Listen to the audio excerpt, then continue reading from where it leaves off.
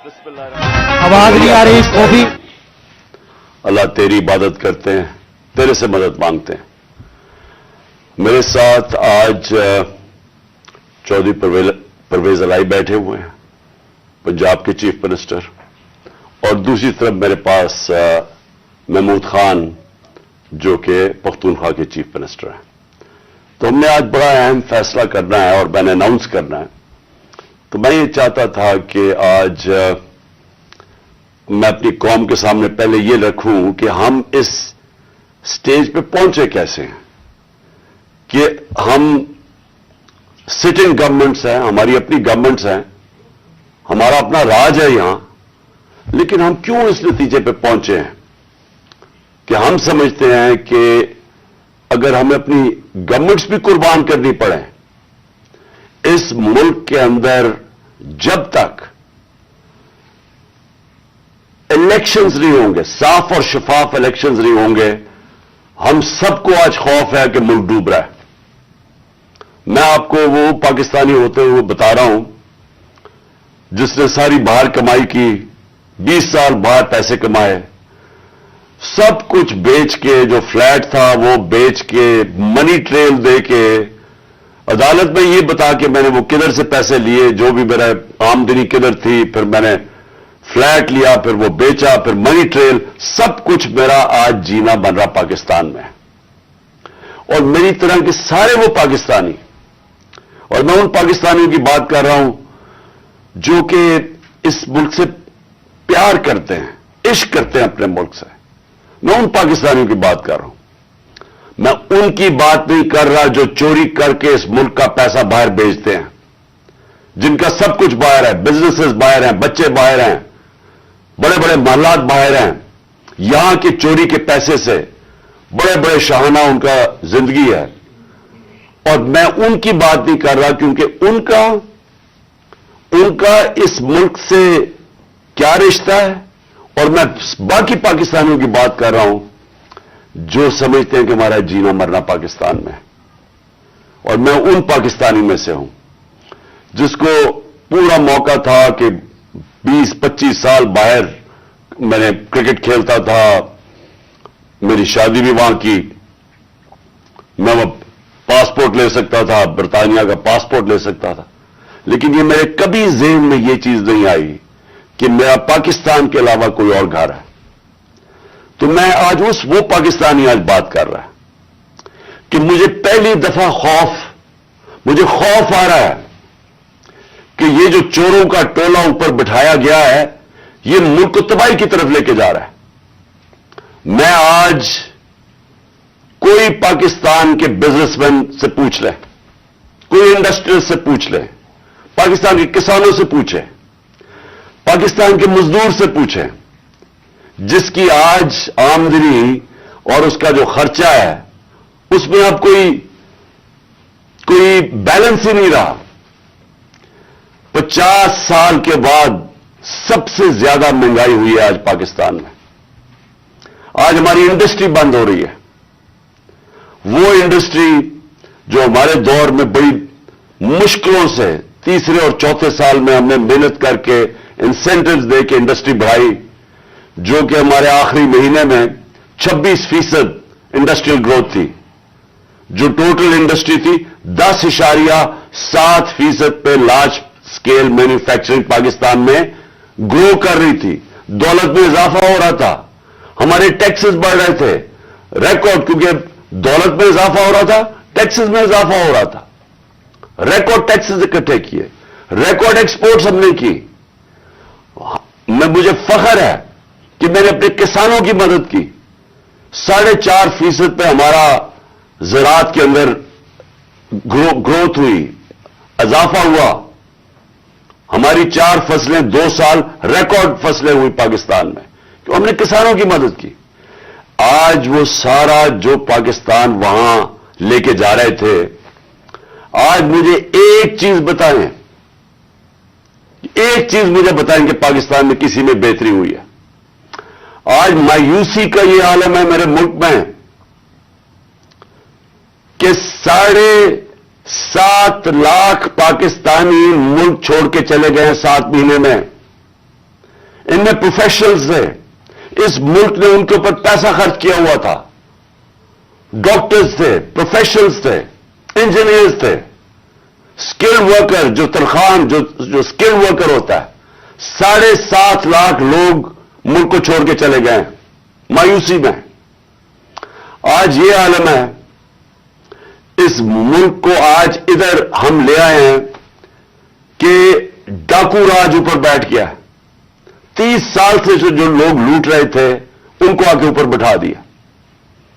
मेरा सवाल है सबसे पहले यह है कि जब ये मुल्क तरक्की कर रहा था, हमने पहले साल यही छोड़ के गए थे, यही शहबाज शरीफ और नवाज शरीफ इस मुल्क का जब दिवालिया निकाल के गए थे 2018 में, उस पाकिस्तान को हमने पहले संभाला।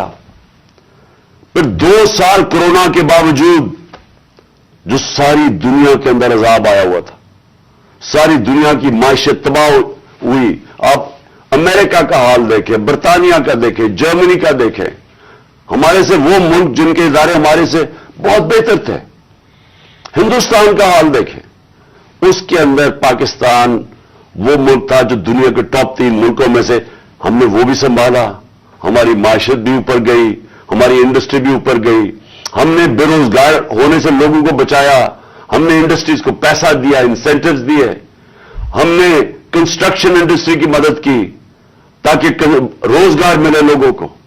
हमने उस दौर के अंदर पाकिस्तान का जो ग्रोथ रेट थी, और मैं ये चाहता हूं आप सारे जो मैं ये चीजें मैं आपको कह रहा हूं अपने मोबाइल फोन से चेक कर सकते हैं कि मैं सच बोल रहा हूं या झूठ बोल रहा हूं।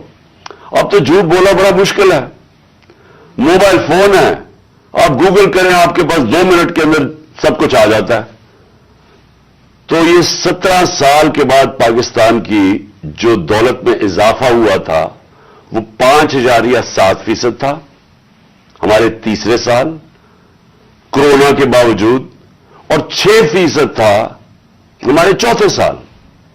अब ये भी मैं आपको आज बता दूं कि ये सिर्फ 3 दौर में ये इस तरह की हम पाकिस्तान की दौलत में इजाफा हुआ, ग्रोथ रेट हुई। अयूब खान के दौर में, जनरल जिया के दौर में और जनरल मुशर्रफ के दौर में। लेकिन वो क्यों हुआ? क्योंकि हम तीनों दफा हम अमेरिका की मदद कर रहे थे। एक दफा हम अफगान जहाद में शामिल थे जनरल जिया के जमाने में, फिर वॉर ऑन टेरर में शामिल थे जनरल मुशर्रफ के दौर में, अयूब खान के दौर में हम किस में शामिल थे? सीटों और सेंटों में उनके साथ मिले हुए थे जबकि कोल्ड वॉर हो रही थी। अमेरिकन डॉलर आ रहे थे पाकिस्तान में, तब उनकी ये ग्रोथ रेट हुई थी। हम, और मुझे फख्र है इस चीज का कि उसके बावजूद कि हमारे पास कोई अमेरिकन डॉलर्स नहीं आ रहे थे, हमने अपनी इकोनॉमी को उठाया, और ये जो 17 साल के बाद बेहतरीन हमारी इकोनॉमी उठ रही थी। तो मेरा आज सवाल यह है, कौन जिम्मेदार था इस रिजीम चेंज का? आप सारे मेरी आज बात गौर से सुनें। जब आपकी मायशत बढ़ रही थी, क्या वजह थी कि इस गवर्नमेंट को गिरा के और इन चोरों के टोलों के ऊपर बिठाया गया? कौन इसका जिम्मेदार था? कौन जवाब देगा कि आज वो इकोनॉमी जो हमारी ऊपर जा रही थी, उसकी जगह आज पाकिस्तान के वो हालात हैं जो बाहर की दुनिया कह रही है। भूलें जो पाकिस्तान के अंदर लोग क्या कह रहे हैं। जो बाहर की दुनिया वो कह रही है कि पाकिस्तान को अगर कर्जे देंगे तो वो कर्जे वापस करने का जो डिफॉल्ट रेट है वो 100% है। जब हम थे इक़्तिदार में तो 5% था। तो आज 100% का मतलब कि अगर आप पाकिस्तान को कर्जा देंगे तो 100% चांस है कि पाकिस्तान कर्जा वापस नहीं कर सकता। इसका मतलब कि बाहर से ना कोई इन्वेस्टमेंट पाकिस्तान में आएगी। अभी 1 साल के अंदर, चंद महीनों, बल्कि 10 महीनों के अंदर आधी हो गई है बाहर से इन्वेस्टमेंट। पिछले साल और अब के मुकाबले में आधी हो गई है। तो बाहर से इन्वेस्टमेंट बंद होगी, इसका मतलब बाहर से डॉलर्स आने बंद हो गए इन्वेस्टमेंट में।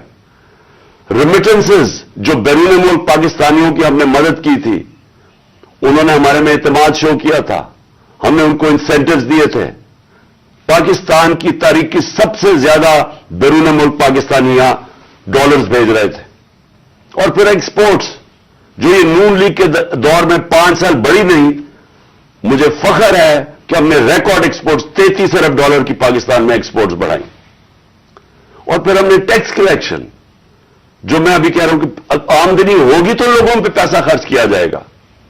तो हमारी 6,100 अरब रुपए की हमारे जमाने में टैक्स कलेक्शन थी। आज ये सब कुछ नीचे जा रहा है, इंडस्ट्री बंद हो रही है, बेरोजगारी बढ़ रही है। हमारे जमाने में, और जमाने की बात करो 7-8 महीने पहले, फैसलाबाद के अंदर टेक्सटाइल का मजदूर नहीं मिलता था, बाहर से लाना पड़ते थे। रिकॉर्ड टेक्सटाइल इंडस्ट्री की सेल थी। तो आज बेरोजगारी बढ़ रही है, 50 साल के बाद सबसे ज्यादा महंगाई है। आज हमारे मुल्क का यह हाल है कि ना बाहर से किसी को इत्मीनान है इस हुकूमत के ऊपर, और 88% पाकिस्तान के जो इन्वेस्टर हैं, जो बिजनेसमैन हैं, उन्होंने कहा कि हमें इस हुकूमत पर इत्मीनान नहीं है। तो मेरा सवाल मेरे 2 सवाल हैं आज। पहला तो सवाल यह है कि जब बाहर से पैसा ही नहीं आ रहा और हमने अपने कर्जे की किस्तें वापस करनी है डॉलर्स में, हमने जो बिजली के कॉन्ट्रैक्ट साइन किए हुए हैं वो डॉलर्स में किए हुए हैं, जो कैपेसिटी पेमेंट है, चाहे बिजली इस्तेमाल करें या ना करें, ये जो पिछली हुकूमत ने साइन किए वो डॉलर्स में किए हुए हैं, डॉलर्स में पैसे देने हैं। तो जब डॉलर्स आ ही नहीं रहे पाकिस्तान में और कम हो गए आना, कर्जे हमारे बढ़ते जा रहे हैं, तो आगे पाकिस्तान कैसे आगे चलेगा? एक ही उम्मीद लगाई हुई है इन्होंने कि किसी ना किसी तरह जाके चाइना के पैर पकड़े या हम IMF के पड़े कि हमें वो पैसे दे दें।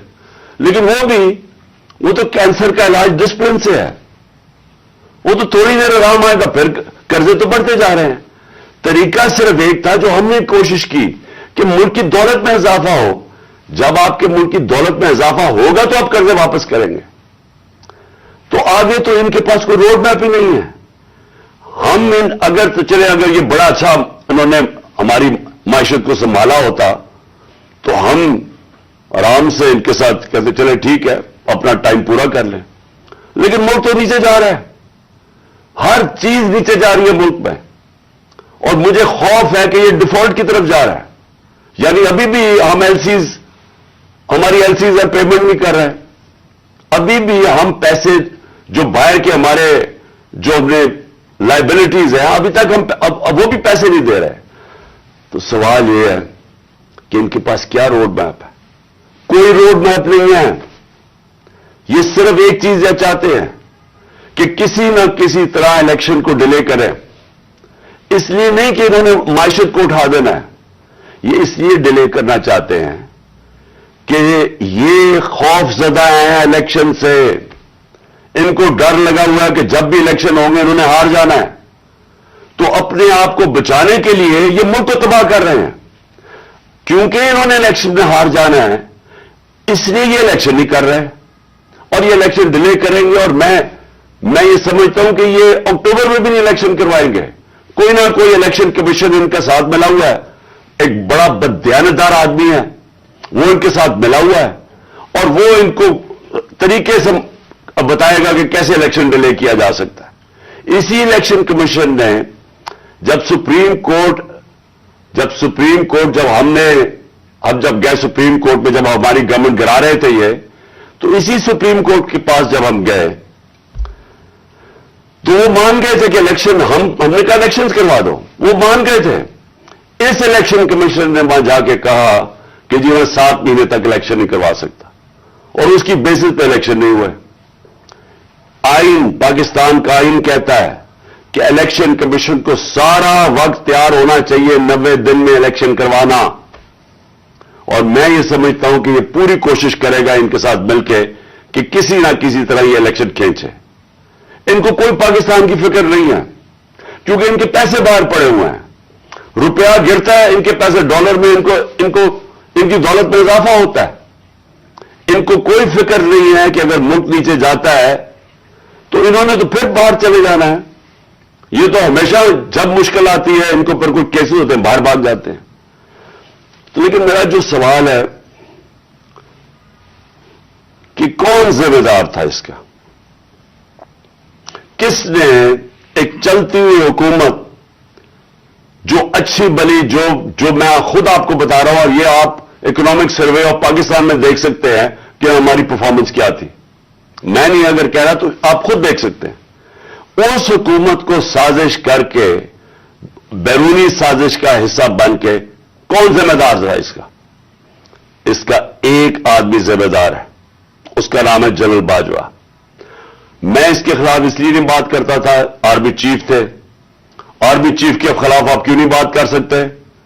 کیونکہ فوج کے اوپر فوج کو برا نام نہ آئے. ہم سب سمجھتے ہیں کہ اس ملک کو، جو میری طرح کے لوگ، آزاد ذہن کے لوگ ہیں، ہم تو اپنی فوج کو چاہتے ہیں مضبوط ہو. ہماری تو ساری پوری کوشش ہے کہ مضبوط فوج ہو تاکہ ہم آزاد ملک رہ سکیں. تو اس لیے ہم چپ کر کے بیٹھے رہے اور یہ سارے تماشے دیکھتے رہے کہ کیسے سازشیں ہوئی، کیسے لوگوں کو بتایا گیا.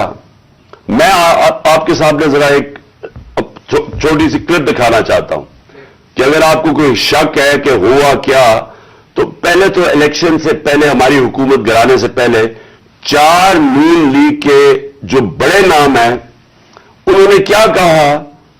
ان سے جب پوچھا گیا کہ جناب آپ نو کانفیڈنس موشن کامیاب ہو سکتی ہے اسٹیبلشمنٹ کے بغیر، اور یہ انہوں نے کہا. ذرا یہ سب اب میں چاہتا ہوں پہلے سب دیکھیں.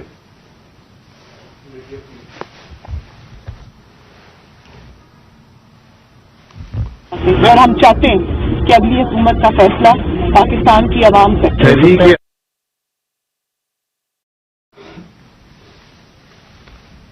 مجھے بتانے کا واپس نہیں ہے، کوئی ڈیل کر کے اقتدار نہیں چاہتے پاکستان میں.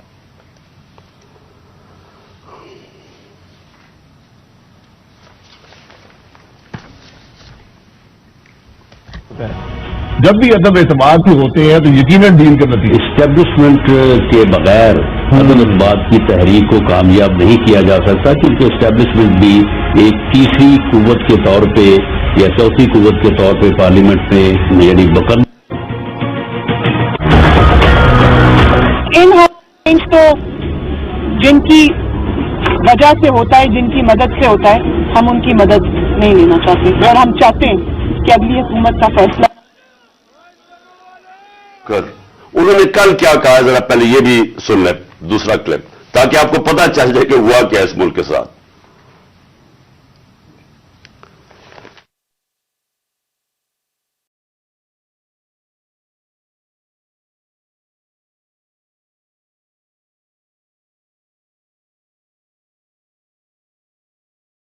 آپ کو بھی پتا ہے، مجھے بھی پتا ہے کہ باپ کی حمایت وہ کسی بھی اگر طرف ٹلٹ کرتے ہیں وہ اپنے سیاسی فیصلے کرنے میں آزاد. کیا ایم کیو ایم اس کی حمایت ہمیں مل سکتی تھی؟ ارینجمنٹ میں سارا ہوا یہ پولیٹیکل پارٹی سے خود مینج کیا آپ کے خیال میں؟ بہت زیادہ خود مینج کیا، بہت زیادہ خود بھی مینج کیا، لیکن تھوڑا سا گڑ کے اندر، میٹھے کے اندر تھوڑی سی اور شامل ہو گیا. پھر کیا، پھر اس کے بعد جو سیاسی مخالفین کے اوپر تشدد آج کل کے دور میں جو ہو رہا ہے، اس میں ہم ماؤتھ پیس بنے ہوئے ہیں.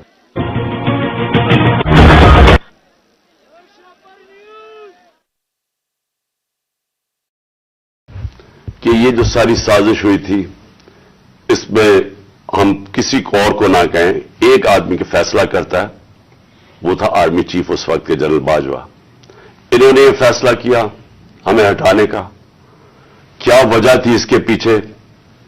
کیا ان کو کیا یہ سمجھتے تھے کہ واقعی شہباز شریف اور یہ اسحاق ڈار کو بڑے جینیسز ہیں جو آ کے ملک کو ہمارے سے بہتر چلا لیں گے؟ کیا وجہ تھی کہ انہوں نے ایک سٹنگ گورنمنٹ کو گرا دیا؟ ہمارے لوگوں کو آ کے وہ جس طرح ابھی مصطفیٰ کوکر نے بتایا کہ بیپ کے ممبرز اور ایم کیو ایم کے ممبرز اور شہزان بگٹی سب کو پتا تھا کہ یہ تو جو جدھر حکم ملے گا ان کو اسٹیبلشمنٹ سے انہوں نے ادھر جانا ہے، تو ان کو ادھر جا کے بھیج دیا کہ جناب آپ جا کے ادھر چلے جائیں، اور گورنمنٹ گر گئی. تو میرا اگلا سوال یہ ہے، جب گورنمنٹ گر گئی اور پھر ان کو یہ چیز کا علم ہوا کہ عوام ہمارے کے ساتھ آگے کھڑی ہو گئی. 10 اپریل کو پبلک سڑکوں کے اوپر نکلائی. لوگوں نے ان چوروں کو ریجیکٹ کر دیا. بلکہ ہماری مقبولیت بڑھنی شروع ہو گئی اس لیے کہ لوگ ان کی جب شکلیں لوگوں نے دیکھی, پھر سے مسلط کیا گیا ان کو عوام کے اوپر, تو لوگ ہمارے ساتھ اور جڑنا شروع ہو گئے. بڑے بڑے جلسے شروع ہو گئے. اس کے بعد الیکشن جب کروائے گئے تو الیکشن کے ریزلٹس میں اس کے باوجود کہ پوری کوشش کی گئی اسٹیٹ مشینری اس کو ان کو جتانے کے لیے, اس کے باوجود ہار گئے. قوم نے اپنا ورڈکٹ دے دیا. دوسرا الیکشن ہوا, اس میں بھی ہار گئے. لیکن مجھے جو افسوس کی بات ہے کہ بجائے ایک سمجھے کہ جناب جنرل باجوہ آپ نے غلطی کر دی ہے, آپ کو عقل کل تو نہیں ہے, آپ دیکھ رہے ہیں کہ لوگ کدھر کھڑے ہیں. انہوں نے ہمارے اوپر جو ظلم کیا ہے, جس طرح ہمارے اوپر ظلم کیا گیا, میں آپ کو یقین دلاتا ہوں کہ جنرل مشرف کے مارشل لاء میں اپوزیشن میں تھا, مجھے انہوں نے جیل میں ڈالا. میں نے کہیں اس طرح کا ظلم نہیں دیکھا جنرل مشرف کے دور پہ جو یہ جنرل باجوہ نے ہمارے پہ کروایا. ہمارے لوگوں کے اوپر دھمکیاں, ٹیلی فون سے دھمکیاں آ رہی ہیں. وہ جو ہماری حمایت کرے یا جو ہمارے ساتھ میڈیا کے لوگ ہوں ان کے اوپر دھمکیاں. جو میڈیا ہاؤس تھا, سلمان اقبال وہ ملک سے باہر چلا گیا, اس کے بعد صابر شاکر ملک سے باہر چلا گیا, آج محیط پیرزادہ ملک سے باہر گیا ہوا ہے اسی خوف سے. ارشد شریف, اتنی بڑی ٹریجڈی ہوئی ہے, اس کو جو دھمکیاں دی, کیا وجہ تھی اس کی؟ وہ ایک دیانتدار آدمی وہ بتا رہا تھا کہ اس ملک کے ساتھ کیا ظلم ہوا ہے, کہ اچھی بلی گورنمنٹ آپ نے گرا کے چوروں کو بٹھا دیا. تو بجائے یہ کہ کریکٹ کرنا, ہمارے اوپر ظلم شروع ہو گیا. اور ظلم کی انتہا یہ تھی کہ سوشل میڈیا کے لوگوں کو اٹھا کے لے جاتے تھے, ان کو مار پھینٹا لگا کے تو اگلے دوسرے دن گھر واپس بھیجتے تھے, دھمکیاں دیتے تھے کہ آگے سے کیا تو یہ ہوگا. جو اعظم سواتی سے کیا, جو اس سے پہلے جو شہباز گل سے کیا, کون سی اس نے اتنی بڑی بات کی تھی کہ اس کو ننگا کر کے مارا, اور وہ ابھی تک اس کے اثرات ہیں جو انہوں نے اس کو تشدد کیا اس کے اوپر. اور اعظم سواتی نے کیا بات کی تھی؟ اعظم سواتی نے یہ ٹویٹ کی کہ جنرل باجوہ آپ نے NRO 2 دیا ہے, اس کے اوپر جو اس بیچارے سے کیا گیا ہے, کون سی جمہوریت میں یہ ہوتا ہے؟ اور وہ بات کہ جو سچ ہے, NRO 2 جنرل باجوہ نے دیا ہے, ساری قوم کو پتا ہے. مجھے پتا ہے کہ میں جب کہتا رہا, جب میں گورنمنٹ میں تھا, میں جنرل باجوہ کو کہتا رہا کہ یہ 30 سال سے چوری کر رہے ہیں, ان کے اوپر کرپشن کیسز ہیں, نیب آپ کے نیچے ہے, آپ نیب کنٹرول کرتے ہیں, میرے نیچے ہی نہیں ہے, کیوں نہیں ان کے کیسز آگے بڑھاتے؟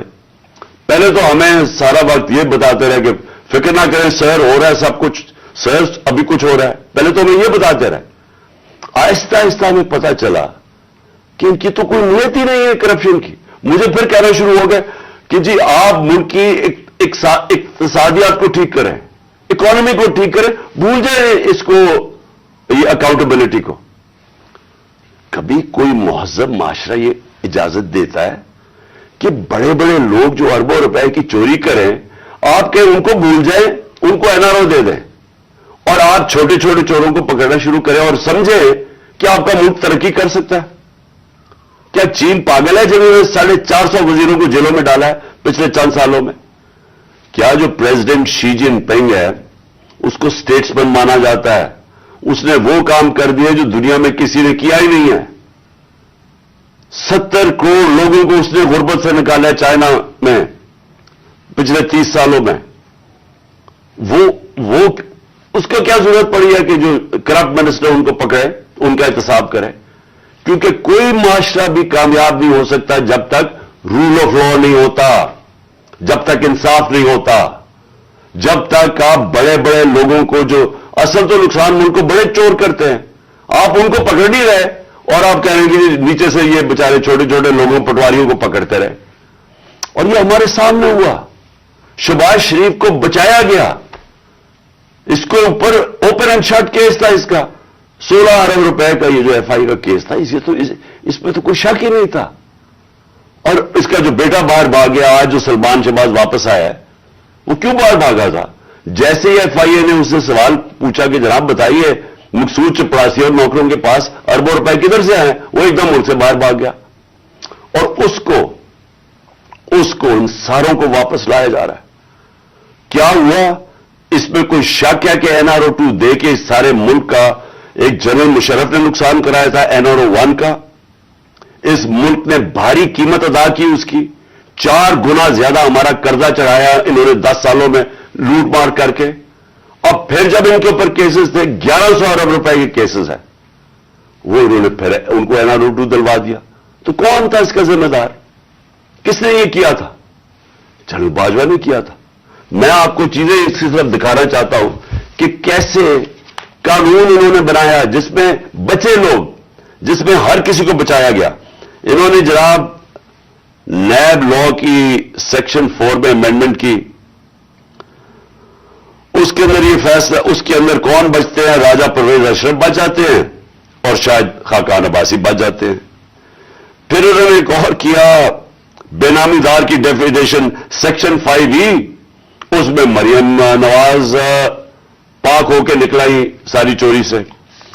پھر انہوں نے سیکشن 9 جس کے اندر شہباز شریف بچ جاتے ہیں، اور جس کے اندر کہ اگر آپ کسی اور کے نام پہ، یعنی اگر آپ میں پرائم منسٹر ہوں، میں اپنے خاندان کے نام پہ چیزیں لوں تو اس کا مطلب کہ آپ جواب دہی نہیں ہیں۔ تو جو TT کے سارے کیسز تھے شہباز شریف کے، وہ اس سے پاک ہو گیا۔ پھر سیکشن 14 کہ آپ کو بتانا پڑتا ہے کہ اگر میرے پاس کوئی باہر ایسٹس ہوں، یعنی انگلینڈ میں میری جگہ ہو یا کوئی باہر ہو، امریکہ میں ہو، تو اگر یہ پتہ ثابت ہو جائے کہ یہ میری جگہ ہے تو مجھے بتانا پڑتا ہے کہ یہ میرے کدھر سے پیسہ آیا اس کو خریدنے کے لیے۔ وہ انہوں نے صاف کر دیا۔ اب نیب بتائے گی کہ ان کے پاس پیسہ کدھر سے آیا۔ یعنی ہر دنیا کے اندر اگر میں پبلک آفس ہولڈر ہوں، یہ میری ذمہ داری ہے بتانے کے لیے کہ اگر میرا کوئی بڑا محل میں نے خریدا ہوا ہے، مجھے بتانا پڑتا ہے پیسہ کدھر سے آیا۔ انہوں نے وہ قانون ہی ختم کر دیا۔ چن کے آصف زرداری بھی اس میں صاف ہو گیا، چن کے وہ لوگ جو 30 سال سے اس ملک کو لوٹ رہے تھے، ان ساروں کو انہوں نے پاک اور صاف کر دیا۔ یہ اصل وجہ ہے مایوسی کی آج پاکستان میں۔ لوگ جنہوں نے یہ تماشا دیکھ رہے ہیں کہ ایک طرف قوم مر رہی ہے اس مہنگائی کے اندر اور فیکٹریاں بند ہو رہی ہیں، بے روزگاری کی قرضے چڑھتے جا رہے ہیں، ایک طرف یہ ہے اور دوسری طرف یہ اربوں روپے کی ان کی کرپشن معاف ہو رہی ہے، اور یہ بہت بڑی وجہ ہے آج مایوسی کی۔ اور میں نے یہ جو ہمارے پر ظلم ہوا، میں صرف اس کے اوپر آنا چاہتا ہوں کہ مجھے ایک جگہ بتایا گیا جنرل باجوہ نے کہ جی آپ کے لوگوں کے اوپر ہمارے پاس تو فائلیں ہیں ان کی کرپشن کی، ان کے اوپر فلمیں بنی ہوئی ہیں، ان کی ویڈیوز بنی ہوئی ہیں۔ اب میں نے ان سے بھی کہا کہ کیا یہ ہماری ایجنسیز کا کام ہے کہ ہم ویڈیوز بنائیں اور گندی ویڈیوز بنائیں یا کسی کے اوپر اس کے اوپر فائلیں بنائیں؟ کیا یہ کام رہ گیا ہے؟ کیا یہ قوم اپنا پیٹ کاٹ کے اپنی ایجنسیز کو پالتی ہے، اپنی سیکیورٹی کے لیے پالتی ہے؟ وہ تو ملک کی سیکیورٹی کے لیے پالتی ہے۔ کیا یہ ان کا کام ہے آ کے بتائیں کہ جناب اس کے اوپر یہ فائل ہے تو ہم نے اس کی فلانی فائل بنائی ہوئی ہے اور ہم نے اس کے کوئی ویڈیو بنائی ہوئی ہے؟ یہ کدھر ہوتا ہے؟ یہ اپنے لوگ۔ اچھا، اور میں کوئی ملک کا دشمن ہوں؟ 50 سال سے قوم مجھے جانتی ہے، سارے پاکستان کے ایوارڈز میں نے جیتے ہوئے ہیں، سول ایوارڈ سب جیتے ہوئے ہیں۔ میں سب سے بڑا پاکستان کا وہ یعنی جو جسے کہے کہ جو خیراتی کام کرتا ہے، کسی نے پاکستان میں اتنے پیسے نہیں اکٹھے کیے جو میں نے کیے۔ میرے اوپر ہر قسم کا گن۔ یہ سوچیں کہ میرا پرائم منسٹر، جب میں پرائم منسٹر تھا، میرے گھر کا فون ٹیپ کیا ہوا تھا، اور وہ ٹیپ ہی نہیں کیا، اس کے بعد وہ لیکس کرتے ہیں۔ یہ پرائم منسٹر کے گھر، کوئی یہ نہیں پوچھ رہا کہ اتنا یہ آفیشل سیکرٹ ایکٹ کی وائلیشن ہے، پرائم منسٹر کے پرائیویٹ نمبر کو ٹیپ کریں اور اس کو جا کے آپ پبلک کر دیں۔ یہ کہاں ہوتا ہے؟ اگر میں اپنے پرنسپل سیکرٹری، میں اپنے پرنسپل سیکرٹری سے بات کر رہا ہوں، وہ انہوں نے ٹیپ چلا دی، وہ کون کر رہا تھا؟ تو میں پھر سے یہ پوچھتا ہوں، ہم کوئی ملک کے دشمن ہیں؟ क्या मैं कोई पैसे लूट के मेरे बाहर पड़े हुए हैं? क्या मैं कोई मुझसे गद्दारी कर रहा हूं? लेकिन जो हमारे से किया गया और आजम स्वाति से जो किया गया, उसकी बीवी को वीडियो भेज दी, यानी इस लेवल पे नीचे गिरना था कि उसके घर वीडियो भेज दी उसकी, और ये कहना, ये कहा कि जनाब, और डराया गया कि तुम्हारी फैमिली सेफ नहीं है। और कसूर उसका ये कि वो कह रहा है कि NRO 2 जनरल बाजवा ने दिया है। सारी बच्चा बच्चा कौम जानती है कि NRO 2 जनरल बाजवा ने दिया है, NRO 1 मुशर्रफ ने दिया है, सबको पता है। उसके ऊपर इतनी सजा, एक सेनेटर को, उसको उठा के, हार्ट का पेशेंट है आजम स्वाति, उसको कभी वहां भेज रहे हैं, कोयटा भेज रहे हैं, उस ठंड में सिंध भेज रहे हैं प्राइवेट जहाज में। कौन सा जुर्म किया उसने? और क्यों? अगर आपने नहीं दिया NRO 2 तो जाके पब्लिक को बताया नहीं दिया आपने, सारे आके लोगों को बताएं आपके किस तरह आपने लोगों को बचाया। हम बताएंगे कैसे बचाया आपने। मैं एज प्राइम मिनिस्टर बताऊंगा कि कैसे कैसे आपने एहतसाब होने नहीं दिया। आपने वो जो फैटफ की लेजिस्लेशन थी, तो वो खुद कह रहे हैं हमें, वो अपोजिशन वाले, कि ये तो जनाब ये बैठ के उन्होंने आपकी आशीर्वाद मिली थी, उसके बाद आपने वो NRO के ये जो अमेंडमेंट थी नैब की जो अब हो गई, ये तो तब होने के चक्कर में थे, तब हम खड़े थे। और मैं तब से कहता गया कि ये मुल्क तरक्की नहीं कर सकता जब तक इस मुल्क में रूल ऑफ लॉ नहीं है। कोई दुनिया में मुल्क आज तक तरक्की नहीं किया जिसके ताकतवर डाकू उनको आप छूट दे दें और सिर्फ कमजोर लोगों को पकड़े। कोई मुल्क तरक्की नहीं कर सकता, ये मुल्क आगे भी नहीं बढ़ सकता। मैं आखिर में बात भी करता हूं कि इंशाअल्लाह अल्लाह ने मौका दिया तो हम अब क्या प्लान बनाएंगे इस मुल्क को इस दलदल से निकालने का जो इन्होंने फंसाया हुआ हमें। अब मैं जो अगली बात करना चाहता हूं वो ये कि हमने आपस में मुशावरत की। मैंने पहले कोशिश की कि हमारी जो मार्च है, आजादी मार्च, हकीकी आजादी की मार्च, हमारी कोशिश ये थी कि हम इनको गवर्नमेंट को बताएं कि इस वक्त कौम किधर खड़ी है। लाखों लोग सड़कों के ऊपर निकले हमारे साथ आजादी मार्च पे, और सब एक ही चीज चाह रहे हैं, इलेक्शन। आज ओपिनियन पोल है कि 70% पाकिस्तानी, सर्वे के मुताबिक 70% पाकिस्तानी कह रहे हैं इलेक्शन करवाओ। हमने आजादी मार्च भी यही की। हमने गवर्नमेंट को कि एक आइन के अंदर रह के हमने उनको प्रेशर डालने की कोशिश की कि देखें ये अवाम इधर खड़ी हुई है और आप सिर्फ कि जी हमारे करप्शन के केसेस माफ हो जाए या नवाज शरीफ को पाक कर दें और फिर वो कोई नेल्सन मंडेला पाकिस्तान आ जाए और इसके लिए मुल्क डूबता जाए, लेकिन आपको सिर्फ एक ही करप्शन का पड़ा हुआ था। मैं सिर्फ एक आपको चाहता हूं कि क्लिप जरूर देखें। ये जिस दिन 2 दिन पहले, यानी मैं ऑफिस से गया 9 अप्रैल को, ये 8 अप्रैल को, इस पिछली अप्रैल को मैंने ये क्लिप रिकॉर्ड आवाम से खिताब किया था।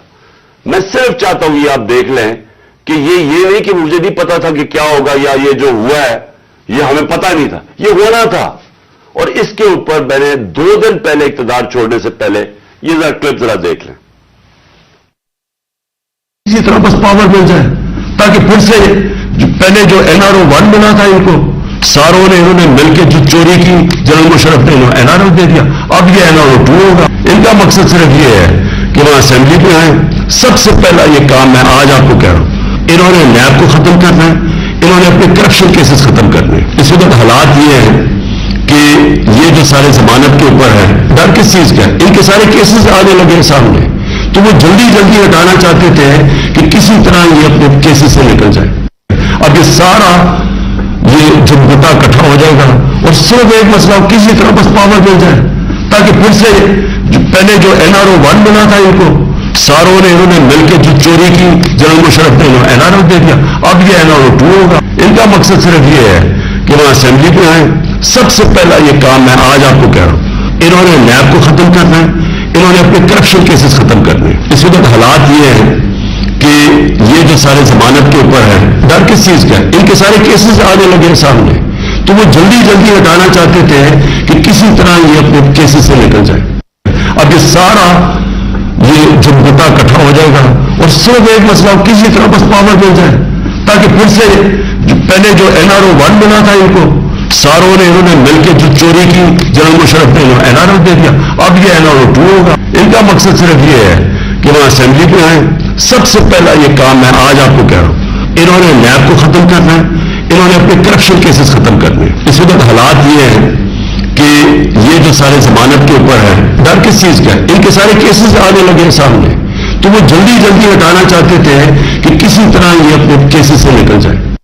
اب یہ سارا یہ جو مدعا اکٹھا ہو جائے گا اور صرف ایک مسئلہ کسی طرح بس پاور مل جائے، تاکہ پھر سے پہلے جو NRO 1 بنا تھا ان کو ساروں نے انہوں نے مل کے جو چوری کی جنرل مشرف نے NRO دے دیا، اب یہ NRO 2 ہوگا۔ ان کا مقصد صرف یہ ہے کہ وہ اسمبلی پہ آئیں۔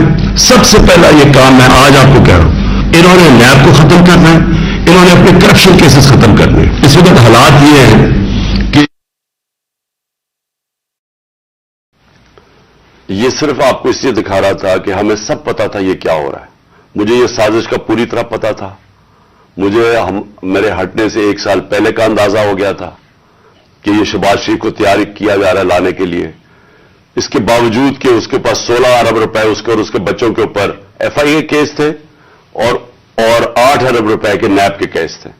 تو مجھے یہ سارا پتا تھا یہ ہو رہا ہے، اور مجھے افسوس کی بات یہ ہے کہ میں جب بھی پوچھتا تھا جنرل باجوہ سے تو ہمیشہ کہتے تھے کہ نہیں، ہم تو کسی صورت ہم ایسا نہیں کر سکتے، ہم تو کنٹینیوٹی چاہتے ہیں۔ تو اس کا نتیجہ کیا ہوا؟ وہ آ گیا، شہباز شریف آ گیا، اور آپ کے سامنے جو ملک کے اب حالات ہیں، آپ ساری قوم کے سامنے ہیں۔ میرا پوائنٹ یہ ہے آج کہ میں ابھی اناؤنسمنٹ جو کرنے لگا ہوں، اس سے پہلے میں صرف یہ پوچھنا چاہتا ہوں، کون ہے ذمہ دار اس کا؟ کیا کوئی اس کا جواب دے گا کہ اچھی بلی گورنمنٹ چلتے ہوئے اس کو گرا کے ان چوروں کو اوپر لے آئے ہیں؟ اور میرا اگلا سوال یہ ہے کہ اس کے بعد جو ہمارے اوپر سختیاں کی گئی، جو سوشل میڈیا پہ جو میڈیا جو ہماری حمایت کرتا تھا، کیسز کی میرے اوپر بارش ہو گئی، مجھے دہشت گردی کا کیس کروا دیا۔ 25 مئی کو پولیس نے جس طرح ہمارے اوپر ظلم کیا، اور جب ہم پولیس والوں سے پوچھتے تھے وہ کہتے تھے جی ہمیں پیچھے سے آرڈر ہے۔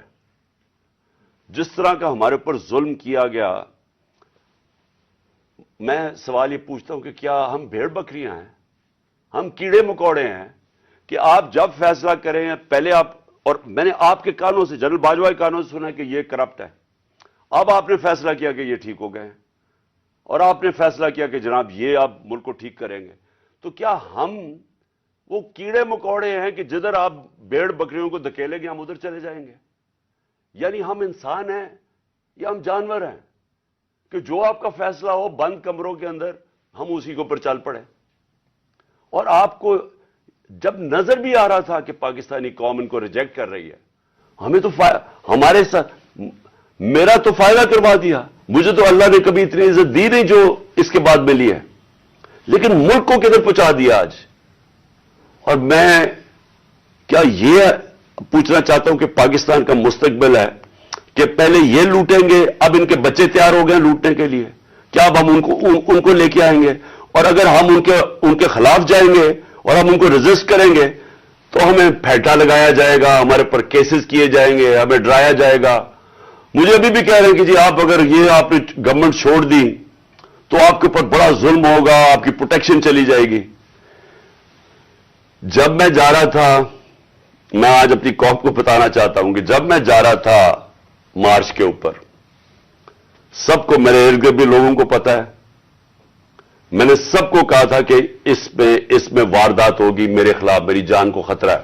میں نے ٹی وی کے اوپر جا کے اس سے پہلے بتایا تھا کہ یہ دینی انتہا پسند کے نام پہ مجھے قتل کریں گے۔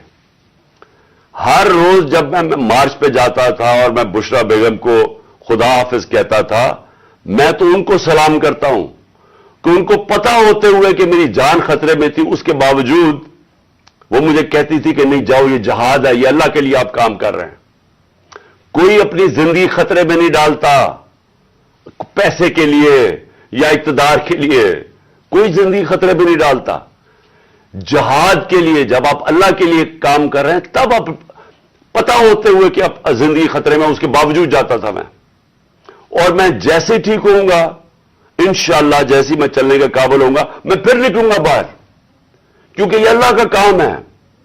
अपनी कौम को हकीकी तौर पे आजाद करना ये अल्लाह का हुक्म है। हमें जुल्म और नाइंसाफी के साथ सामने खड़ा होना ये ऊपर वाले का हुक्म है। इसको वो जहाद कहता है। अमर बिल मारूफ पे चलना, कि जब आप देख रहे हैं ये सारे चोरों का टोला ऊपर बैठ गया है और आप चुप करके बैठे रहे भेड़ बकरियों की तरह, ये आप कुरान का जो अल्लाह का हुक्म है उसके खिलाफ जा रहे हैं। तो मेरे लिए तो ये जहाद है, तो मैंने तो ये रुकना नहीं है।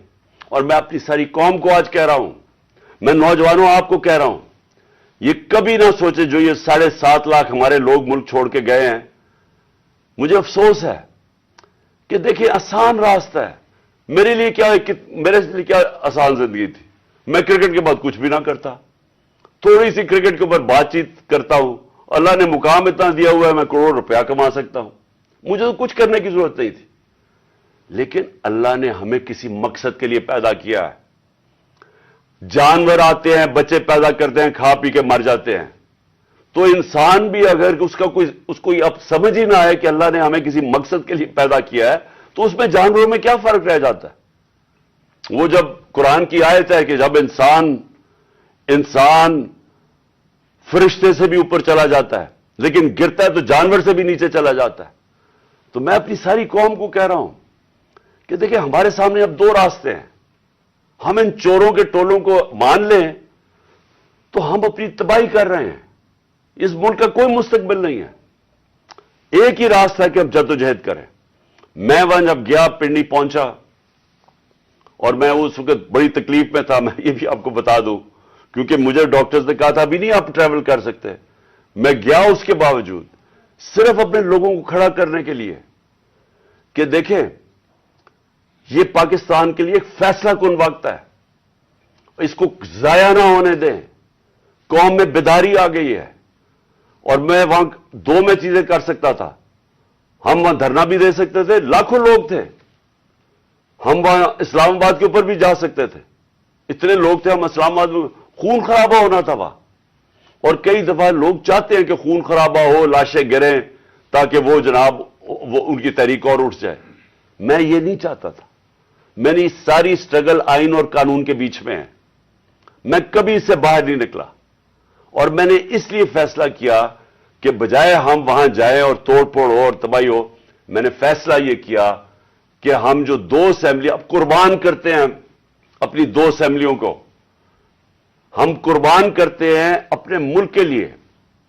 और इसलिए करते हैं कि इनको जब 66% पाकिस्तान में इलेक्शन होगा, जब हम इन 2 असेंबलियों से निकलेंगे, जो मैं भी बताने लगा हूं कब निकलेंगे, 66% पाकिस्तान में इलेक्शन होगा, तो अकल तो यह कहती है कि आप जनरल इलेक्शन करवा दें। लेकिन मैं फिर से कहता हूं, ये खौफजदा हैं, इलेक्शन हारने से डरे हुए हैं।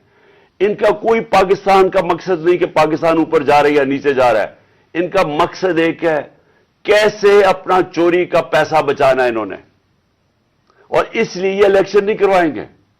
और इसीलिए हमने फैसला किया कि हम इलेक्शन करवाएंगे। और मैंने अपने सारे वकीलों से पूछ लिया है, ये कोशिश भी करेंगे इलेक्शन कमीशन के जरिए कि ये किसी तरह डिले हो जाए। आइन बिल्कुल इजाजत नहीं देता 90 दिन के आगे। हमने फैसला किया है और मैं बड़ा शुक्रगुजार हूं अपने दोनों चीफ मिनिस्टर्स का कि इन्होंने बिल्कुल मेरे साथ चले हैं, मेरा साथ दिया है।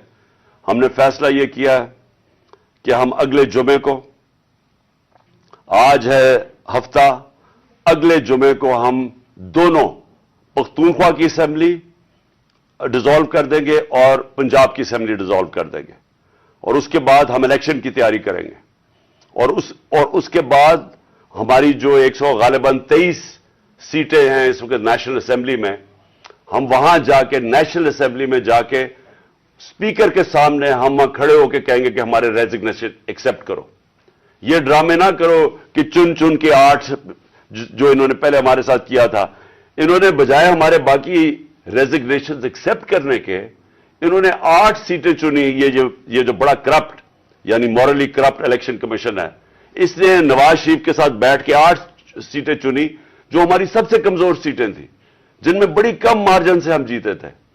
और जिधर PDM کا ووٹ دگنا تھا ہمارے سے اس الیکشن کے اندر. اب یہ عوام دیکھیں کدھر آج ایک باشعور عوام ہے, بیداری آئی ہوئی ہے میری قوم میں.